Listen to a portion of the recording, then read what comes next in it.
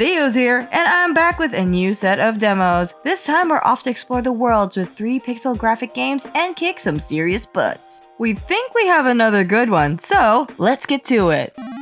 Head off on an adventure and slay creatures lurking within the fantastical world of Braveyard. Imagine if vampire survivors in Hades had a love child, sans the visual chaos on the screen.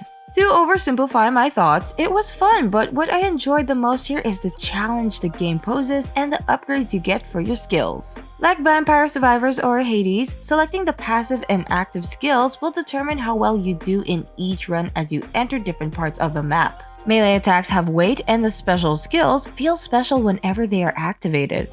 From the gameplay you're seeing right now, you're probably thinking, oh, Theo's doing well. Wrong! I was sweating my ass off with these giant ogres, and don't get me started with these archers and their weird timing. This game involves a great deal of kiting attacks, but of course you must outmaneuver the enemies to make sure you get that last hit. Overall, I think that Braveyard is worth your time, especially if you're looking for another rogue and survivors like while waiting for Hades 2 and a Vampire Survivors follow-up. Let's take a breather for now and explore uncharted territory on an alien planet in search of secrets of an extinct civilization in Exographer. Okay, this really stumped me. At first, it presents itself as a fun little exploration game with some minor lore as you discover more about the inhabitants of the planet. But Exographer is out here challenging people with their complex puzzles. Maybe it's just a little skill issue, but boy did I take my sweet time with these puzzles. Despite its surprising difficulty, I had a fun time. Solving the problems gave me a sense of accomplishment and made me feel like my time playing was not a waste. And it's not just the minigames Exographer has. It's the backtracking and figuring out how to progress through the game that kept me engaged even though it doesn't have any sort of combat. From the trailers, there are more skills for me to unlock so I can explore other parts of an area, much like every Metroidvania game. And I can't wait to see what other challenges await me once Exographer finally releases. Explore the gritty streets of Neo Barcelona as Jack escapes the Crusaders to build a new life with their crew and perhaps romance some people along the way in Altered Alma. I've been in a 2D Metroidvania kick lately, and I'm glad this game came onto my radar. I enjoy Metroidvania platformers even though my platforming skills are much to be desired.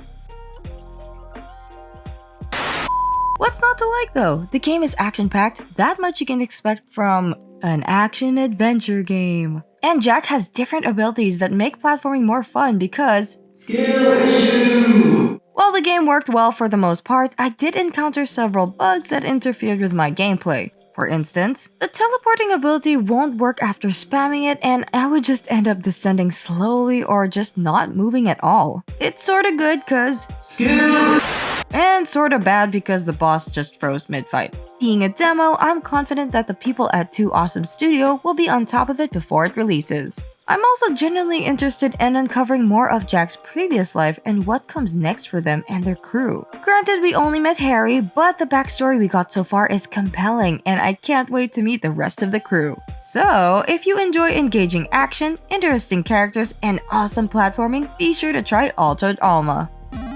That's it for this list. We got action games with a little bit of puzzle platformers and all of them are worth checking out. Speaking of which, don't forget to like and subscribe for more gaming coverage. We'll be back next week for another Game8 Showcase. See you then!